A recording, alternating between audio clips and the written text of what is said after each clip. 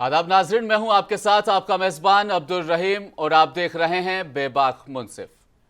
आज बेबाक मुंसिफ में मैं बात करूंगा कंफ्यूजन की, सॉल्यूशन की, स्पेशल सेशन की और टेंशन की भी। इन चारों शब्दों का इस्तेमाल आज मैं क्यों कर रहा हूं?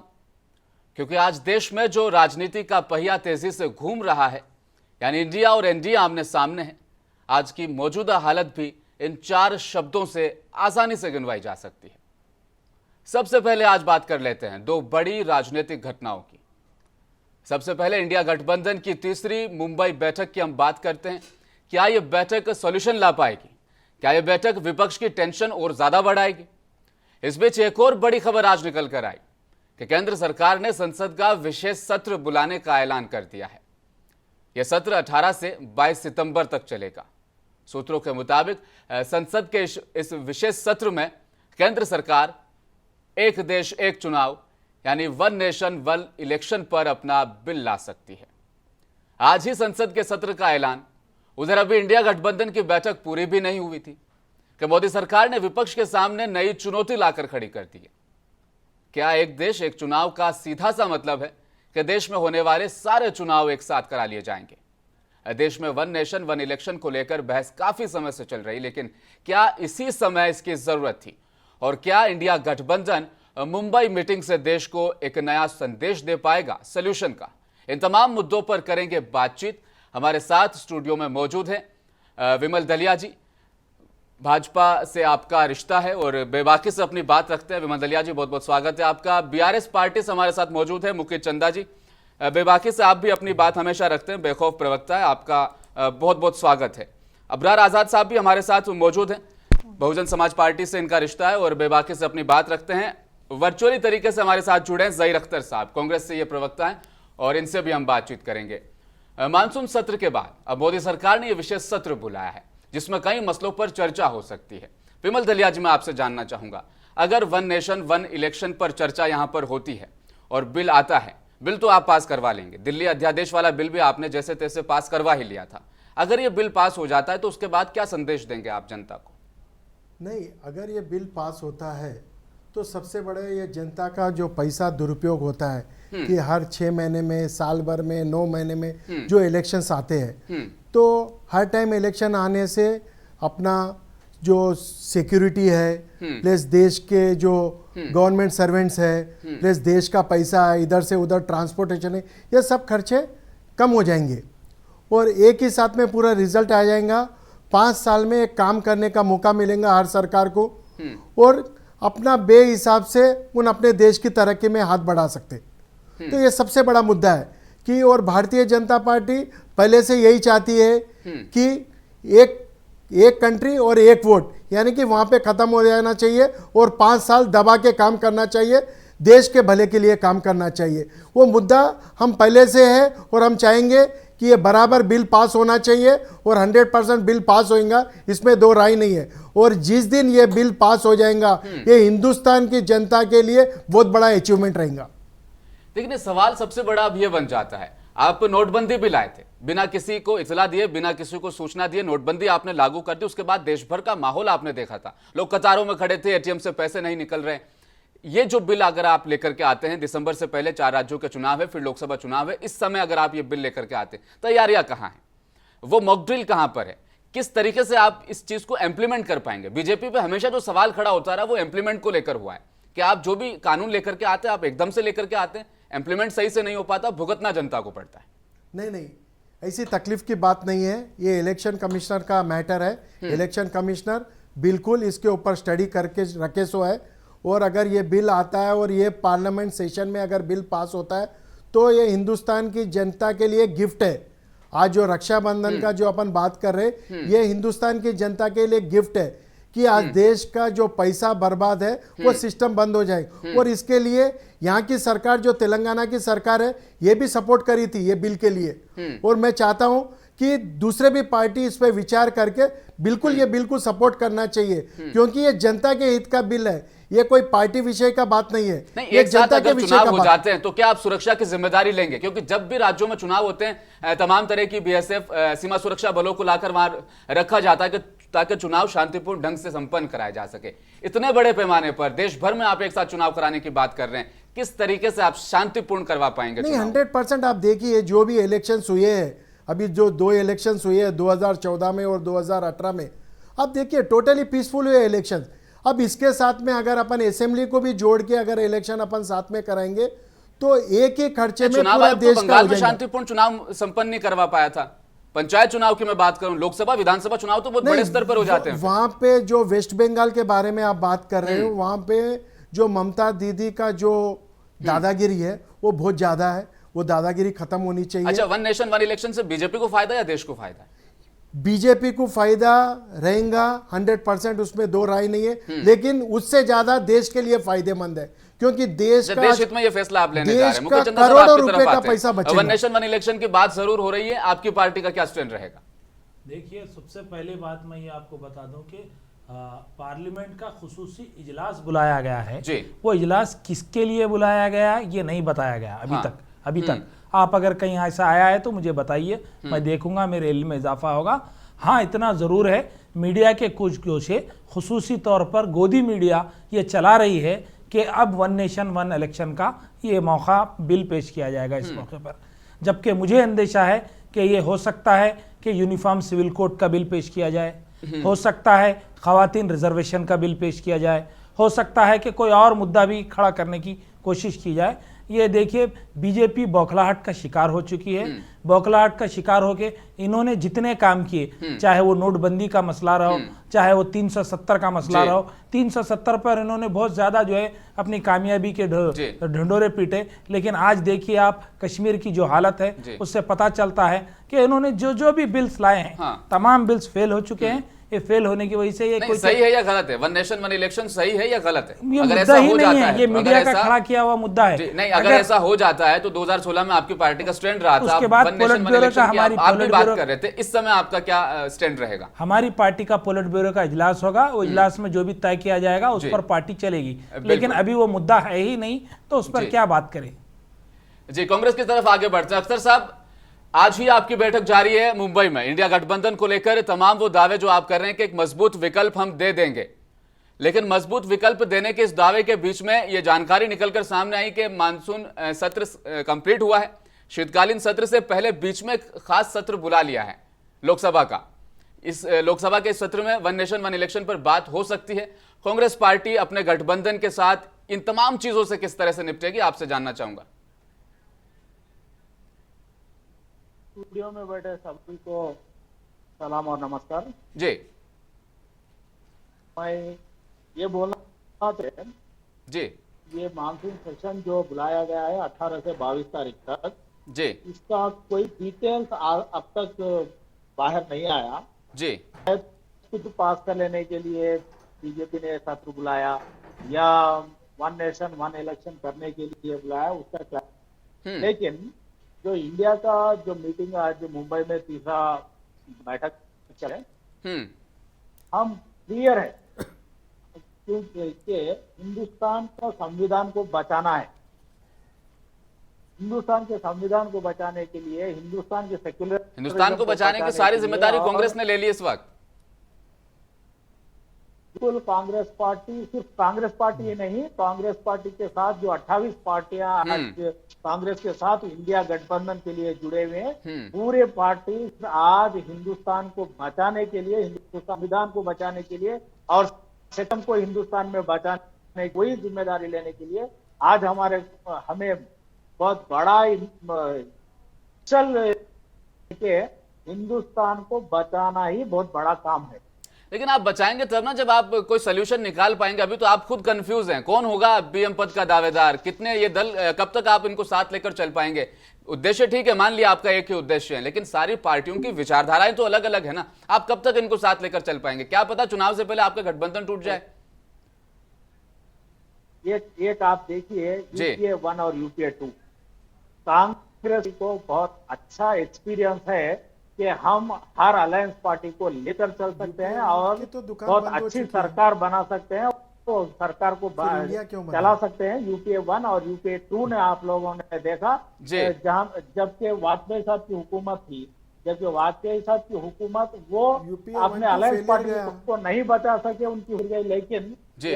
कांग्रेस पार्टी इतनी आइडियोलॉजिकल है और कांग्रेस पार्टी के सीनियर लीडर्स जो परफेक्ट आइडिया रखते हैं, वो हिंदुस्तान में को सुरक्षा और बहुत अच्छी स्थिर सरकार देने की 100% कोशिश करें।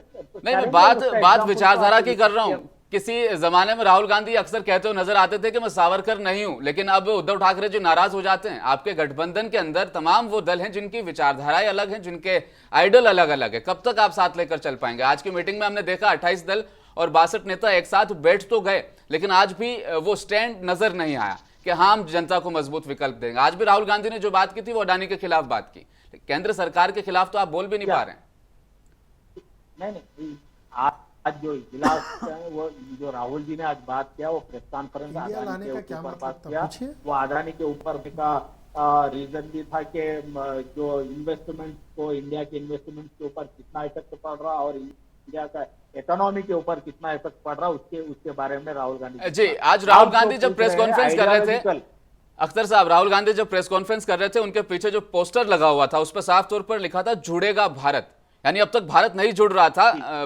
जो आपका जो इंडिया का जो मौकफ है उसके मुताबिक भारत टूटा हुआ है। अब तक देश विरोधी बातें करते हैं आप, ऐसा विपक्ष का कहना है, इस पर कुछ कह दीजिए।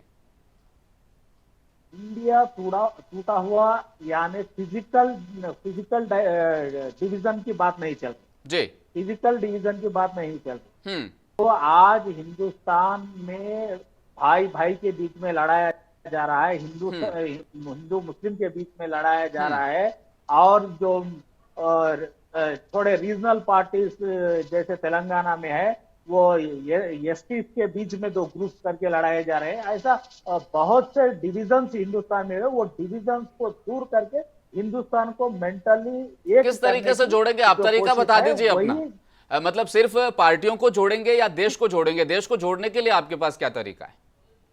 ऐसा क्या नया आप करके दिखाएंगे? जोड़ने के लिए ही देश को जोड़ना है तो पहले पार्टियों को जोड़ना है, पार्टियों को जोड़ने के बाद हुकूमत में आना है, हुकूमत में आने से ही जो स्कीम जो हमारा आइडिया से हम हुकूमत चलाएंगे। हिंदुस्तान में जो आज चल रहा है, मॉब लिंचिंग होने दो और जैसे चीजें चल रहे हैं, जो डिवाइड एंड रूल पॉलिसी जो चल रहा है, उसको हटाने के लिए हुकूमत जो स्टेप्स लेना है वो स्टेप्स लेगी। जब हुकूमत स्टेप्स लेना है, जब कांग्रेस पार्टी और अलायंस पार्टी के साथ जब हुकूमत बनेगी तो सेंट्रल के बारे में कौन। अच्छा, इंडिया गठबंधन में आपने बीआरएस को मौका नहीं दिया, क्या वजह रही? क्या कुछ आपसी मतभेद थे या बीआरएस भी तोड़ने का काम करती है? बीआरएस इज नथिंग बट वो उसका क्या बोलते हैं, बीआरएस तो बीजेपी का है। मैं ये बात क्यों बोल रहा हूँ, इसके पास मेरी दलील ये है कि बीआरएस आज तक जो भी बीजेपी हुकूमत लाई है, हर बिल का समर्थन बीजेपी कर हुआ।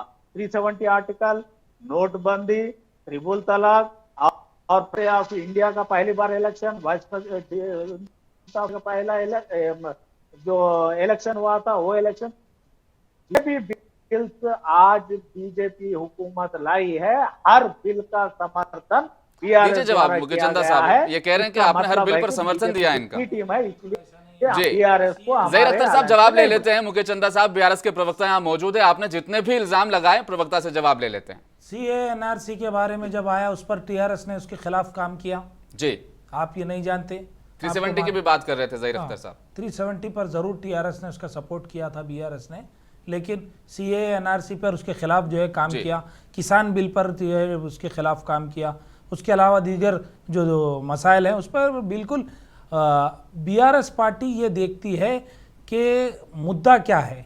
अगर आवाम के फायदे के लिए मुद्दा है तो बिल्कुल उस पर सपोर्ट किया गया, और अगर आवाम के फायदा नहीं है तो उसके खिलाफ भी काम किया गया। विचारधारा आपकी अलग है, हमारी विचारधारा अलग है, हम मुद्दों की बुनियाद पर सपोर्ट करते हैं।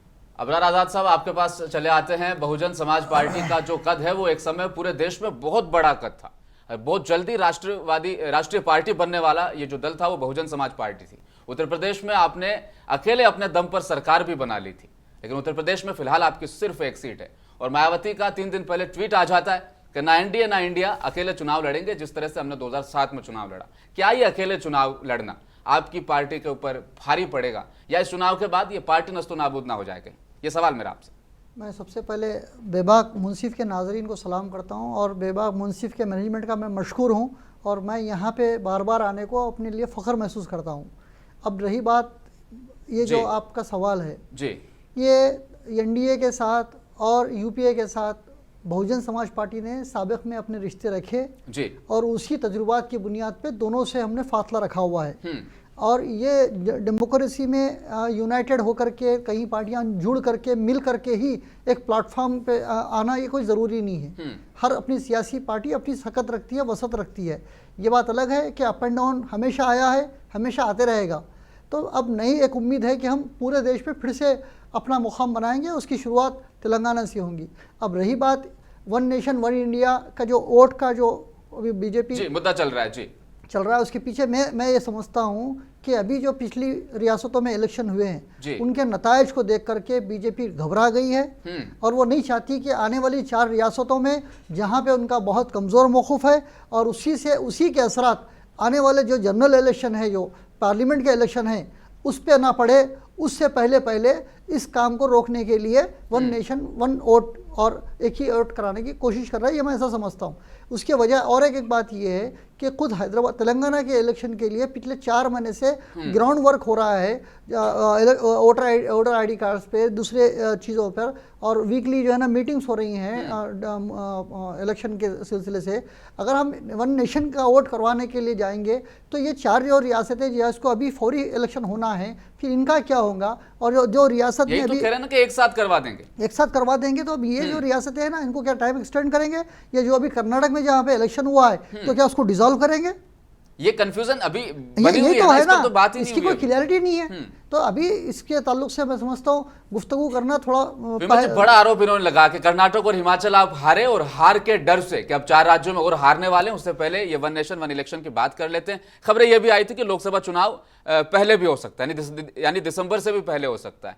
सवाल बड़ा जायज है इनका, क्या हार का डर आपको सता रहा है? क्या इंडिया गठबंधन का खौफ बन रहा है? नहीं, देखिए, वन कंट्री वन वोट या वन नेशन वन वोट ये बीजेपी का पहले से मुद्दा है कि आज हिंदुस्तान का पैसा बर्बाद होने नहीं, 1990 से बात चली आ रही है। नहीं, 1990 आज कितने साल हो रहे हैं? 1990 से भी बात करें तो आज कितने साल की 33 इयर्स, उसके अंदर में किसी को नुकसान नहीं है, किसी का नहीं है। मेरे ख्याल से वन नेशन वन इलेक्शन है। वन नेशन वन वोट अगर होगा तो एक वोट में एमपी एमएलए और जो है वन नेशन वन इलेक्शन, जी इलेक्शन एक ही होगा। आप वहां जाकर अलग अलग उसके अंदर में चाहे एमपी हो जाए तो एमएलए हो जाए, गलत बात हो जाती है, वैसा रहेगा। और उसके अंदर में देश का नुकसान नहीं है, कहीं भी जाके देश का भला होने वाला है। नहीं, और अभी जरूरत क्या पड़ी? सवाल उनका ये है कि आप हार के डर से करवा रहे हैं सब? ये मुद्दा क्योंकि 2 इलेक्शन हारे ना आप पहले। पार्लियामेंट बुलाए, पार्लियामेंट स्पेशल सेशन बुलाए, इसके अंदर में बहुत से मुद्दे हैं जो अभी बाहर आ जाएंगे। आप 1-2 दिन के अंदर में वो मुद्दे बाहर आ जाएंगे। उसके बाद में आप देखिए, अगर पार्लियामेंट में अगर ये बिल चर्चा के लिए आता है तो बहुत खुशी की बात है, उसमें कोई गलत चीज नहीं। पार्लियामेंट पे आप चर्चा करेंगे, 5 दिन का आपने सत्र बुलाया है, 543 मेंबर ऑफ पार्लियामेंट है, कब किसको कितना समय आप दे पाएंगे? या धड़ल्ले में सिर्फ ध्वनि मत करवाया, हाथ खड़े किए और बिल पास करवा दिया? हर एक की सुनेंगे हम, ऐसा कभी 5 दिन ये समय बहुत कम है ना, कम से कम। अगर लास्ट सेशन भी जो आया था, आपने देखो सबको मौका दिए थे। ऐसा काम नहीं करते हम कि बंद मुट्ठी में हम काम करते। 17-18 दिन का सेशन है, बोल सकता है वहां पर कोई, सिर्फ 5 दिन में आप क्या तूफान खड़ा करेंगे? सवाल तो ये बन जाता है। जिसकी जो मेजॉरिटी है वो हिसाब से उसको मौका मिलेगा। उसके अंदर में तो मैं ये चाह रहा था कि मैं जो है इस पे बात ना करूं, मगर अगर बात हो रही है तो मैं ये पूछना चाहता हूं कि वन नेशन वन इलेक्शन का मतलब क्या है? क्या एक ही वक्त में एक साथ लाइन से 10 जो है ईवीएम मशीन लगाए जाएंगे? एक ही वोट से नहीं, वोट एक नहीं होगा, आप वोट कहीं दे पाएंगे, लेकिन सारे इलेक्शन एक साथ होंगे। मैं वही पूछ रहा हूँ, 10 मशीन लगेंगे, एक सांसद का वोट पड़ेगा, एक विधायक का पड़ेगा, एक काउंसलर का पड़ेगा, एक जेडपीटीसी का पड़ेगा, एक एमपीटीसी का पड़ेगा। क्या ऐसा होंगे? अगर इस तरीके से अगर मशीनें लगाकर करेंगे तो गरीब और जो है अनपढ़ जो वोटर है वो परेशान हो जाएगा। एमपी का किसको देना है, एमएलए का किसको देना है, ये जेडपीटीसी का किसको देना है? ये मुद्दा है। चंदा साहब, वोटर आजकल बहुत स्मार्ट है। आप उड़ीसा का एग्जांपल ले लीजिए। उड़ीसा में जब स्टेट के इलेक्शन होते हैं तो जनता नवीन पटनायक को चुन लेती है और जब नेशनल इलेक्शन आते हैं तो बीजेपी के पास चले जाते हैं। तो जनता तो अभी स्मार्ट, उनको पता है कब एक साथ अगर आप एक ही साथ अगर आप एक बार लगा देंगे इलेक्शन तो कमिश्नर वो का कैसा काम होगा है, काम? बिल्कुल जनता के हित के हिसाब विमल से जी, काम आपसे होगा। मैं जानना चाहूंगा, 6 राज्यों के जो अलग अलग राज्यों के मुख्यमंत्री हैं, ना तो आपने उनको बुलाया, ना आपने उनसे चर्चा की, फौरन मानसून सत्र आपने बुला लिया इस बिल पर चर्चा करने के लिए। बिना तैयारियों के आप क्यों कर लेते हैं तमाम काम? नहीं, हर चीज की हमारी तैयारी रहती है। देखिए, अधीर रंजन चौधरी कहते हैं इसकी जानकारी मुझे सिर्फ और सिर्फ ट्वीट के माध्यम से मिली। जयराम रमेश कहते हैं कि अभी जो वर्तमान जो मुद्दे चल रहे हैं, मोदी स्कैम, मोदानी स्कैम का उन्होंने जिक्र किया, उन मुद्दों से आप भटकाने के लिए इस तरह कर रहे हैं। प्रियंका चतुर्वेदी कहती है कि गणेश चतुर्थी के दिनों में आप मानसून सत्र बुला के हिंदुत्व का अपमान कर रहे हैं, तो इल्जाम बड़े लगेंगे आप पर। नहीं, देखो, राजनीति के अंदर में 24/7/365 डेज कभी भी रेडी रहना चाहिए। जो राजनीति करता है बिल्कुल वो हिसाब से करना चाहिए। देखो, हर समय हिंदुस्तान के अंदर में आज इतने त्योहार है कि हर एक 4-8 दिन में कोई ना कोई त्योहार आता है। और कांग्रेस की नीति क्या है? अभी उनको भारतीय जनता पार्टी के अगेंस्ट में लड़ने का एक ही मुद्दा है कि इनको मोदी जी पसंद नहीं है। लेकिन आज जो सर्वे आया है, आपने भी देखा है, हर पेपर के अंदर आया है कि हिंदुस्तान की जनता ने 80% मोदी को प्राइम मिनिस्टर के रूप में देखना चाह रही है। वोट प्रतिशत की अगर मैं बात करूं, आप सर्वे की कह रहे हैं, सीएनएक्स का सर्वे आज मैंने भी पढ़ा, 42% वोट एनडीए गठबंधन को, 40%, सिर्फ 2% कम है इंडिया गठबंधन। मैं बता रहा हूं, वोट प्रतिशत की बात कर रहा हूं। आज जो आप गठबंधन की बात कर रहे हैं, मैं उसके ऊपर आपको क्लैरिटी देता हूं कि कांग्रेस आज किसके साथ इलेक्शन लड़ रही है दिल्ली में? क्या आज केजरीवाल के बारे में बात करते हो? केजरीवाल के अगेंस्ट आपने इलेक्शन लड़ा? यही कांग्रेस ने समाजवादी इंडिया गठबंधन से पहले लड़ा ना? नहीं, मैं बता रहा हूं कि इनके विचारधारा कहां तक मिलेंगे। कांग्रेस ने समाजवादी पार्टी के खिलाफ इलेक्शन लड़ा, कांग्रेस ने ममता बनर्जी के खिलाफ लड़ा। बिल्कुल सही कह रहे हैं आप, ये इलेक्शन सबके खिलाफ लड़े। ये दल भी ये कह रहे हैं कि हमारी विचारधारा अलग है, लेकिन उद्देश्य एक है, देश को बचाना और मोदी सरकार को उखाड़ फेंकना, ये उद्देश्य है। देश बचे तो है। आज हिंदुस्तान का नाम आज विश्व के अंदर में सब बहुत अच्छे लेवल पे है। आज मोदी जी ने देश का नाम आगे बढ़ाया है। हाँ। आज कहां पे बुराई हो रही है अपने? जो देश के अंदर में आप चले जाइए, आज पहले ज़हीर अख्तर साहब आपके पास चला आता हूं मैं। ये कह रहे हैं कि देश का नाम बीजेपी के कार्यकाल में बहुत ज्यादा रोशन हुआ है, आप इस पर अपनी टिप्पणी दे दीजिए ज़हीर अख्तर साहब।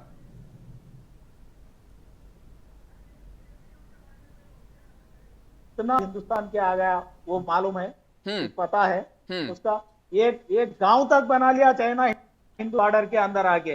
मोदी जी जो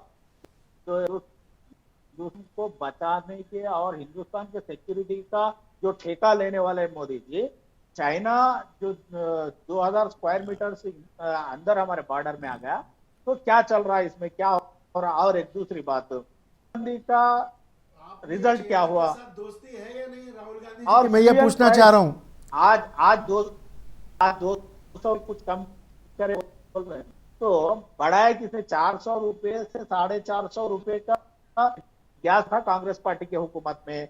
diesel prices, petrol prices 55 to 60 rupees में थे। वो इंटरनेशनल क्रूड ऑयल मार्केट में आज भी, जब कांग्रेस की हुकूमत में जितना फ्यूल प्राइस था उससे भी आज कम में है। बिल्कुल सही बता रहे हैं आज। तो आप दो ना, स्टेट सब्सिडी दीजिए ना। इसका जा चाहिए। तो राजस्थान में कम कर दीजिए आप, जहां पर आपकी सरकारें हैं, हिमाचल की, छत्तीसगढ़ में, राजस्थान में, यहां पर आप एक्साइज ड्यूटी को कम कर दीजिए, वहां पे आप दाम गिरा के इनको एग्जांपल दिखा दीजिए, फिर ये भी कर लेंगे। आज हम हमारी बहनों को 200 दिए, आप भी करिए 200 रुपए, 400 रुपए आप कम करिए सब्सिडी आपके स्टेट के अंदर में। जी ज़हीर अख्तर साहब, पेट्रोल डीजल के रेट सब स्टेट के कम करिए आप। आपको किसने रोका है? इंटरनेशनल आप इंटरनेशनल के बारे में बात नहीं करिए, आपको अधिकार नहीं है। 60 साल में आपने देश को बर्बाद किया है, 60 साल में आपने देश को बर्बाद किया, इसलिए जनता आपको निकाल के फेंक चुकी है। आज आपकी परिस्थिति देखिए, आपकी परिस्थिति ये हो गई कि 28 दलों के साथ आपको आना पड़ रहा है। जो कांग्रेस अपने बलबूते पे जीतती थी, आज उसकी परिस्थिति कैसा हो गई। और हम देखिए 2 से 303 पे आए और एनडीए आज कहां से कहां तक चले गई। अलायंस कर लेती है। ये एनडीए का हिस्सा पीडीपी क्या नहीं थी? अफजल गुरु के खिलाफ बात करते हैं, और जो अफजल गुरु को शहीद करने वाली पीडीपी के साथ में मिलकर क्या हुकूमत बीजेपी ने नहीं चलाई? 2 पे भी जा सकते हैं। कांग्रेस और बीजेपी अपनी मुनाफात के लिए आवाम को छोड़िए, हिंदुस्तान को भी बेच खाने वाले हैं। ये विचारधारा और डेवलपमेंट को 1 से 2 बार देखेंगे और उसके बाद वोटर डिसीजन करेंगे, आपको 2 से 300 को ले जाना है या 300 से 2 को लाना है। राहुल गांधी ने आज इंडिया जो गठबंधन की बैठक चल रही है मुंबई में, आज 5:30 बजे उन्होंने एक प्रेस कॉन्फ्रेंस की और इस प्रेस कॉन्फ्रेंस में उन्होंने एक बहुत ही गंभीर मामला उठाया। उन्होंने कहा कि दुनिया के 2 फाइनेंशियल न्यूज़पेपर्स ने लिखा है कि एक परिवार जो मोदी जी के काफी करीब है, उसने खुद ही अपने शेयर गुपचुप तरीके से खरीदे और फिर शेयर मार्केट में निवेश किए हैं।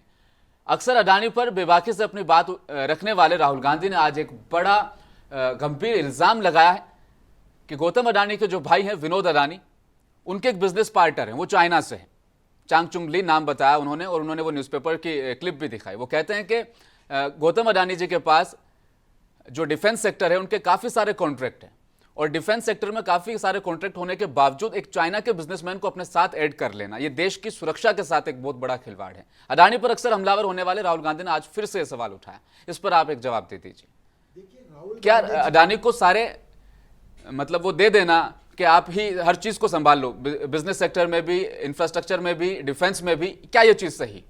नहीं, राहुल गांधी जी को सब्जेक्ट नॉलेज नहीं है और उनका ऊपर का हिस्सा खाली है। उन्होंने जो कुछ भी कहीं से सुनते हैं करते हैं वो पढ़ के बता देते हैं।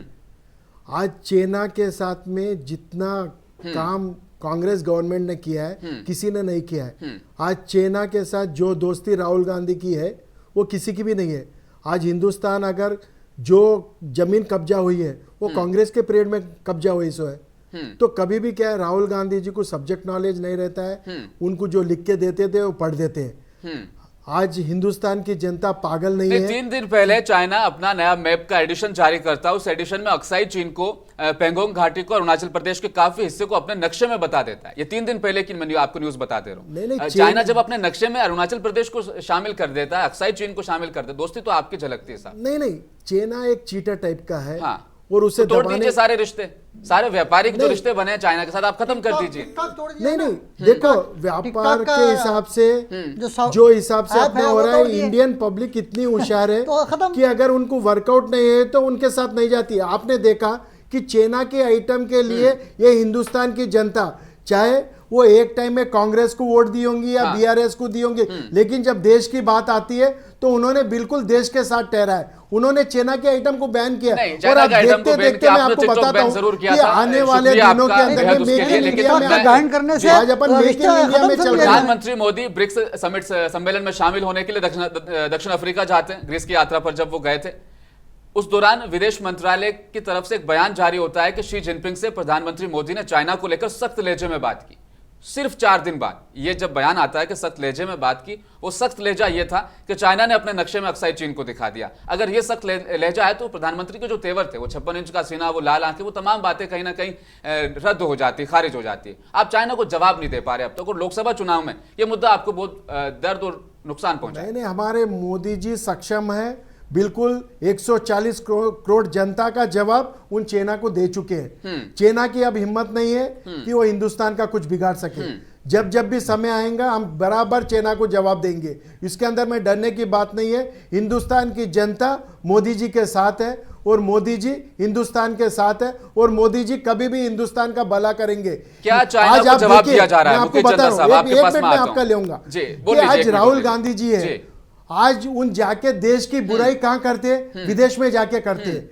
कोई भी आदमी अपने देश की बुराई विदेश में जाके नहीं करता। ये कांग्रेस पार्टी वो भारत की बुराई नहीं करते, वो देश की बुराई, वो बीजेपी की बुराई करते हैं, वो उनका राइट है, अधिकार है। बीजेपी की बुराई करना और प्राइम मिनिस्टर की बुराई करना आज किसकी बात? आप प्राइम मिनिस्टर की बुराई करते हैं। प्राइम मिनिस्टर किसका है? जनता का चुना हुआ नुमाइंदा है। आलोचना करना, देश की आलोचना करना जैसा हो गया। जब आज मोदी जी की आज बुराई करते हो तो मोदी जी प्राइम मिनिस्टर है, आज देश के प्राइम मिनिस्टर है। आज कोई भी पार्टी रहने दो, अगर आपका प्राइम मिनिस्टर कौन है हिंदुस्तान का बोले तो मोदी जी बोलेंगे। ज़हीर अख्तर साहब से एक जवाब ले लेता हूं पहले मैं। ज़हीर अख्तर साहब, आप इस पर जवाब दे दीजिए। ये कह रहे हैं कि हमने चाइना को मुंह तोड़ जवाब दिया, देते रहे हमेशा। ज़हीर अख्तर साहब, मैं वही बोल रहा हूँ। उन्होंने बताया कि कांग्रेस के दौरे हुकूमत में ही चाइना अरुणाचल प्रदेश में आया बोल के बोल रहे हैं। चाइना अरुणाचल प्रदेश में जो मैप रिलीज किया है, आपने जैसा बोला, वो 3 पहले यानी 2014 के बाद आज तक 9 साल हुए। अगर कांग्रेस के दौरे हुकूमत में अगर चाइना इंक्रोच होता है हिंदुस्तान में, तो ये 56 इंच की छाती 9 साल से क्या कर रही है, मैं उनसे पूछना चाह रहा हूँ। जी मुकेश चंदा साहब, आपके पास आ जाता हूं। क्या बीजेपी ने चाइना को मुंहतोड़ जवाब दिया है या नहीं? क्या स्टैंड है आपकी पार्टी? देखिए, बीजेपी चाइना को क्या मुंहतोड़ जवाब देगी? बीजेपी बांग्लादेश को मुंहतोड़ जवाब देने के काबिल नहीं है। आज बांग्लादेश का जीडीपी, आप बड़ी अजीब सी बात कर देते हैं कई दफा। मैं अजीब बात नहीं है। बांग्लादेश का जीडीपी हिंदुस्तान के जीडीपी से ज्यादा है। हमें मुकाबला चाइना से आर्थिक मुद्दों पर करना है। अगर हम आर्थिक तौर पर सक्षम हो जाएंगे तो लाल आंख दिखाने की जरूरत नहीं है, सफेद आंख से भी सारी दुनिया डर जाएगी। अगर हमारी मुल्क अगर तरक्की करेगा तो तरक्की के सिमत जाने से ही हमें सब लोगों को अपने सिमत करने की जरूरत पड़ेगी। मैं ये कहूंगा कि कांग्रेस और बीजेपी ये दोनों भी, पहले कांग्रेस ने चाइना के साथ इलू इलू किया और अब बीजेपी की सुहागरात चल रही है। चुनाव थोड़ा अच्छा कीजिए। जी बिल्कुल, बीजेपी की सुहागरात चल रही है। बीजेपी जो ये कहती है कि कांग्रेस के दौर में, आगे बढ़ूंगा जरूर, कांग्रेस के दौर में सुनिए आप, कांग्रेस के दौर में अगर नक्शा शामिल हो गया, अरुणाचल प्रदेश में चले गया, क्या हिंदुस्तान के 140 करोड़ आवाम की आंखें नहीं है? क्या ये लोगों को दिखता नहीं है?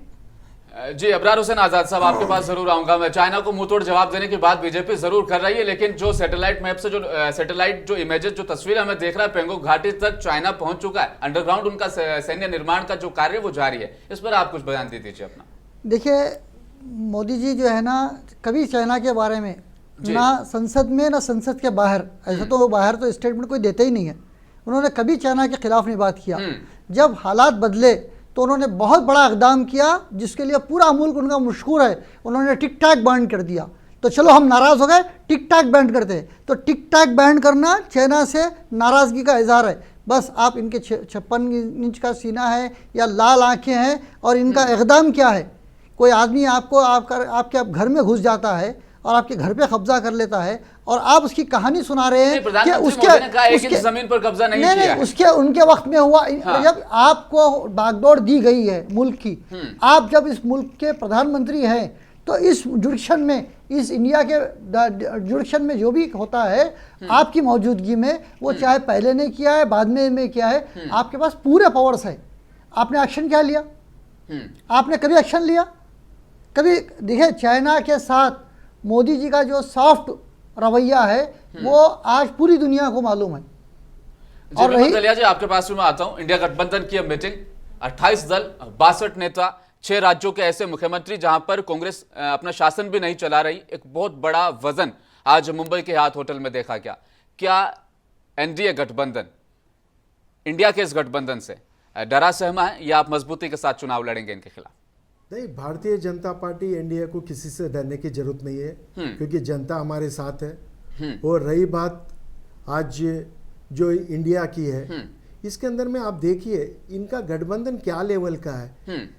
यही दल आज जो हिसाब की लड़ाई लड़े आपस में, आज देखिए शिवसेना पिछला इलेक्शन भारतीय जनता पार्टी के साथ लड़ी, आज कांग्रेस के खिलाफ जब लड़ी थी, आज उन कांग्रेस के साथ में ठहरे सी। यही शरद पवार कांग्रेस के खिलाफ लड़े थे, आज उन कांग्रेस के साथ ठहरे सो है। आज आप समाजवादी पार्टी, राजनीतिक परिस्थितियां बदलती है साहब। नहीं, अपने स्वार्थ के लिए, क्योंकि आप देखिए आज जो राहुल गांधी की परिस्थिति है, जेल और बेल के बीच में अटके सो है।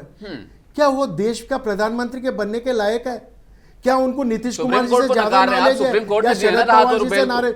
आज इन लोगों के ऊपर कितने केसेस चल रहे हैं? आज जो 7 साल 60 ईयर से जो कांग्रेस आज हिंदुस्तान पे राज करी, उसको कचरे के ऐसा निकाल के फेंक दिए। तो आप सोचिए कि हिंदुस्तान की जनता कितना अत्याचार सही है कांग्रेस के साथ में।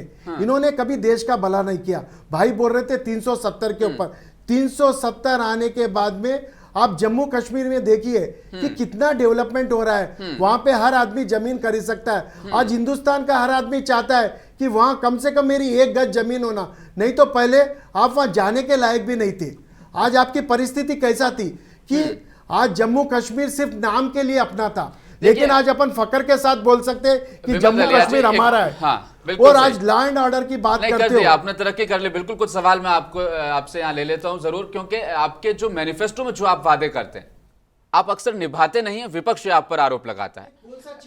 15 करोड़ 2 करोड़ नौकरियां, 15 लाख 2 करोड़ नौकरियां आपके दाम में आपने देखो, कहा था कि परसों हम मोदी रोजगार जी ने देंगे, कितने महंगाई को लोगों- कम करेंगे, वो तमाम दावों पे नहीं, आप महंगाई भी खरे कम नहीं हो रही कर है। पाए। देखो, महंगाई आप कम नहीं कर नहीं, पाए। महंगाई भी कम हो रही है। जी। मैं आपको बताना चाहता हूँ, जैसे आज गैस के रेट है, जी। गैस के रेट कम हुए। हाँ। अब स्टेट गवर्नमेंट की भी जवाबदारी है। बढ़ाए किसने थे?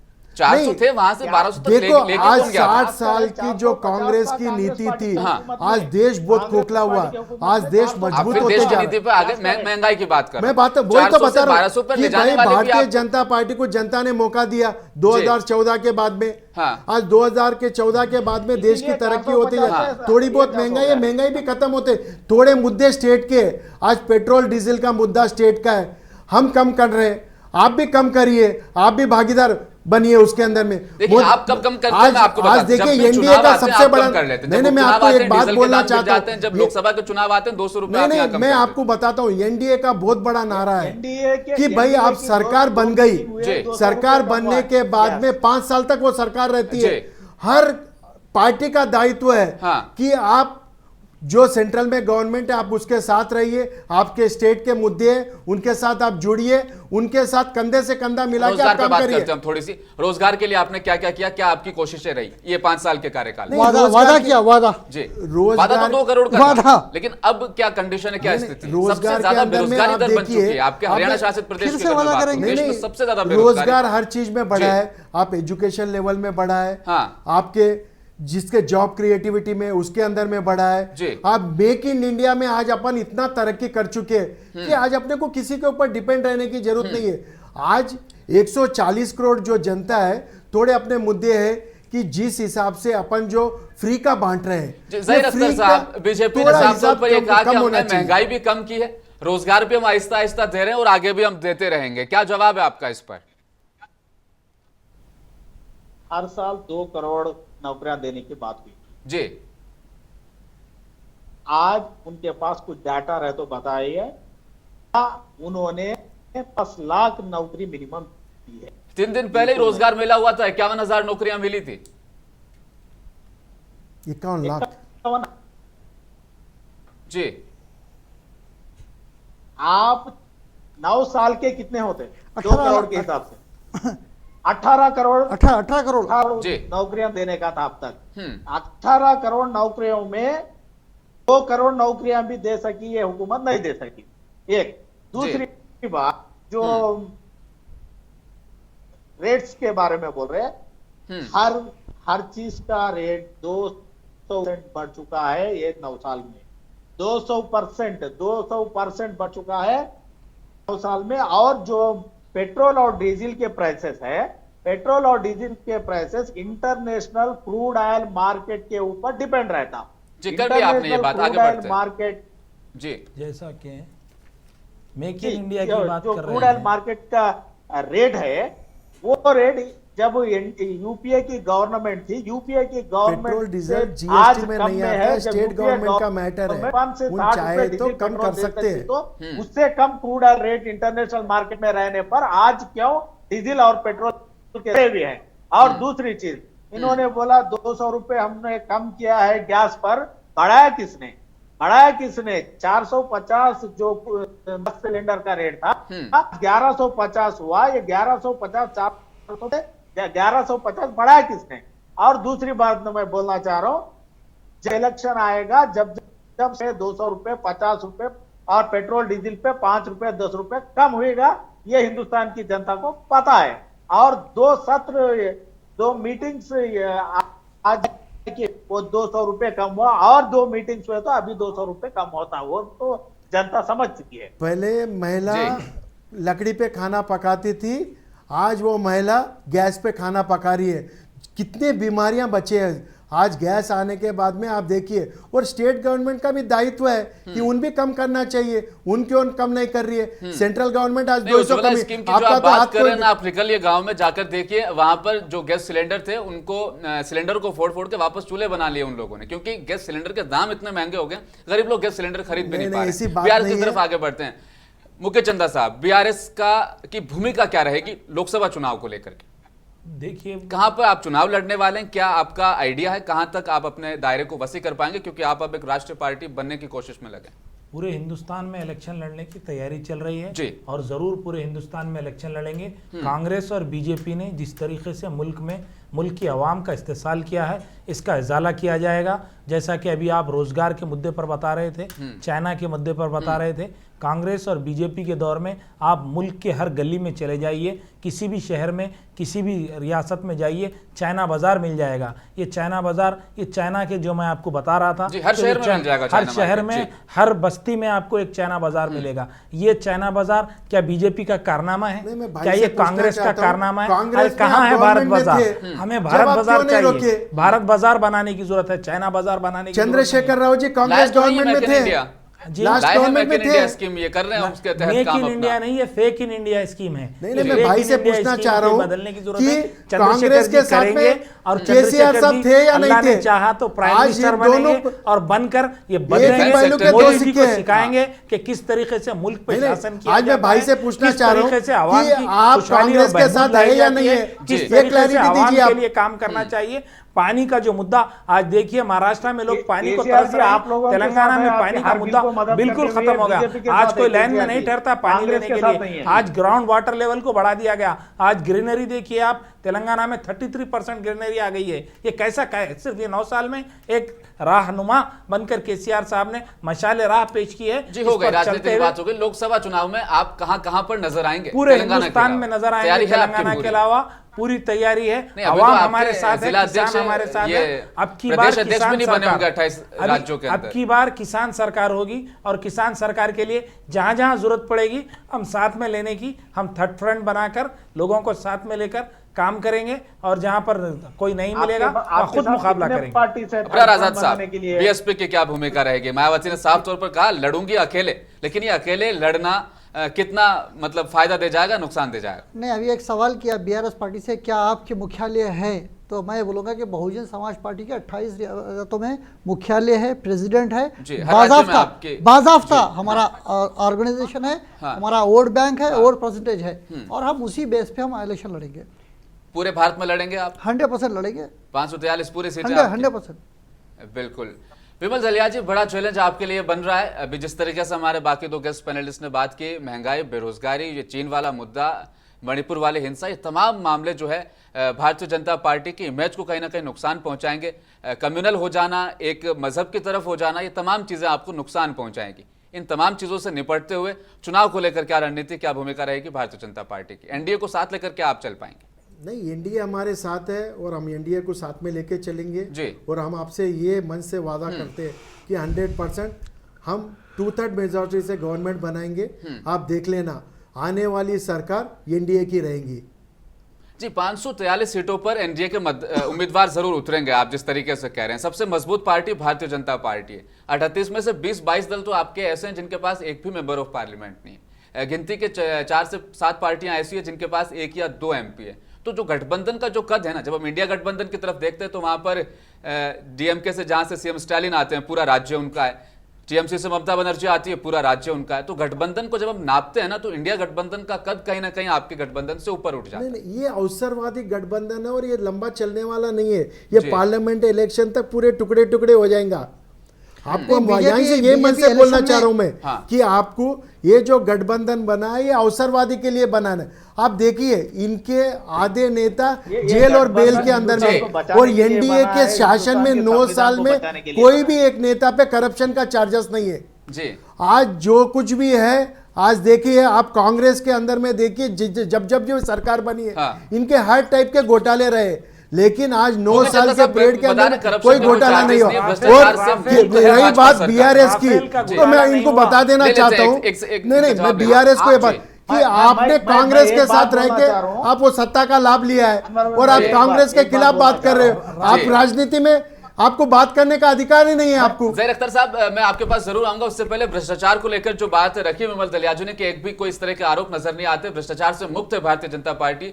मुकेश चंदा साहब, क्या बयान रहेगा आपका इस पर? राफेल घोटाले से लेकर हालिया कर्नाटक के पेसीएम, पेटीएम और हमारे क्या नाम है पीएम पे स्कीम जो चली है, उससे लेकर करप्शन के और कौन सा है वो हमारे मध्य प्रदेश का एक स्कैम है, वो मुझे 50% कमीशन की बात कर रहे हैं। 50% कमीशन का। अरे भाई साहब, हमारे ऊपर एक केस तो बुक करके बताइए आप। कह दीजिए, सिर्फ खाली ओरली बोलने से नहीं होता है। तो ये आज जनता हमारे साथ है। राफेल पे नहीं, उससे पहले ताबूतों पे भी जो है इस पे मैं भी बात करना खाई जा रहा हूं। जय अख्तर साहब, आपके पास आऊंगा मैं, मुकेश चंद्र साहब से लेते हैं जवाब पहले। नहीं, खाली इल्जाम लगाने से नहीं हो जाएगा।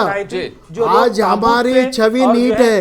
आज 9 साल के अंदर में हमारे ऊपर कोई एक केस बुक नहीं हुआ है। आपके ऊपर कितने केसेस बुक है? दुनिया की आप सबसे बड़ी खुद पर्सनल पासपोर्ट। पर्सनली मैं आपको इसका जवाब देता जाऊं। पहले शुभेंदु अधिकारी, इन पर दाग लगे थे, जैसे ही भाजपा ज्वाइन की दाग धुल गए। हेमंत बिस्वा शर्मा, इन पर भ्रष्टाचार के दाग थे, जैसे ही भाजपा में शामिल हुए दाग धुल गए। जो भाजपा ज्वाइन करता उन पर वैसे भी कोई नहीं, वैसी बात नहीं। आज सब जहीर अख्तर साहब आपके पास चले आते हैं, क्या कहना चाहेंगे इस पर? भ्रष्टाचार पर जो बात की है, बीजेपी के प्रवक्ता ने कहा कोई दाग नहीं है, बेदाग है हम तो।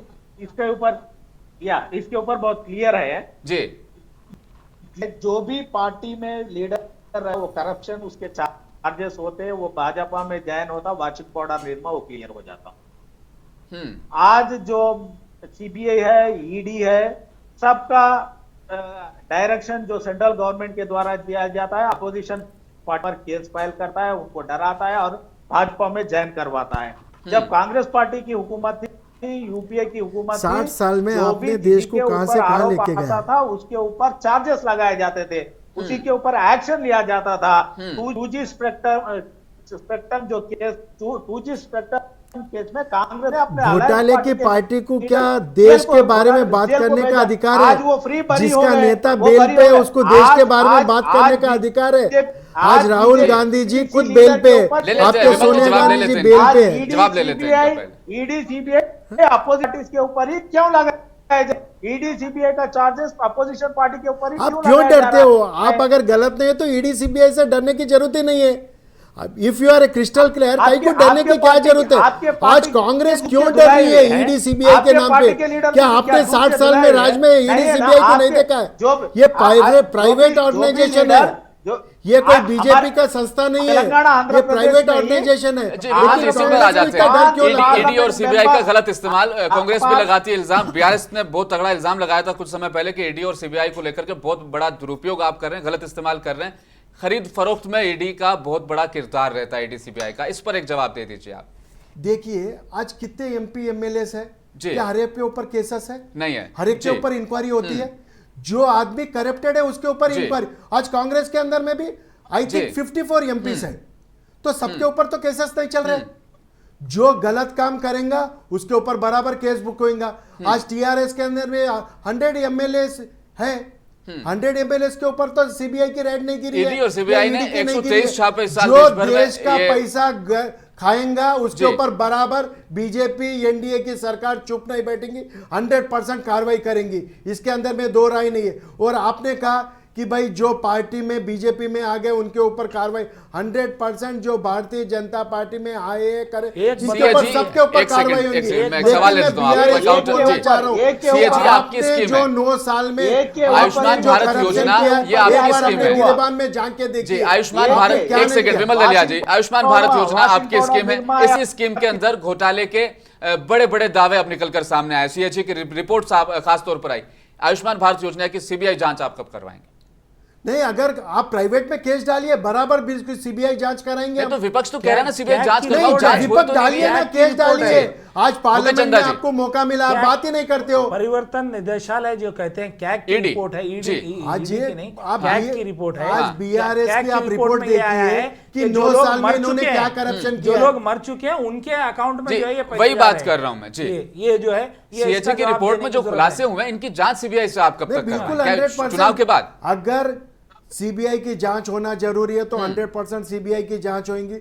लेकिन हम आपसे एक चीज का वादा करते हैं कि भारतीय जनता पार्टी में देश प्रेम की भावना है। कभी भी करप्शन के तरफ हमारे मोदी जी किसी को बढ़ावा नहीं देंगे। अगर करप्शन के अंदर में किसी का भी अगर प्रथम दृष्टि से भी अगर नाम आएगा तो बराबर उसके ऊपर कार्रवाई होगी।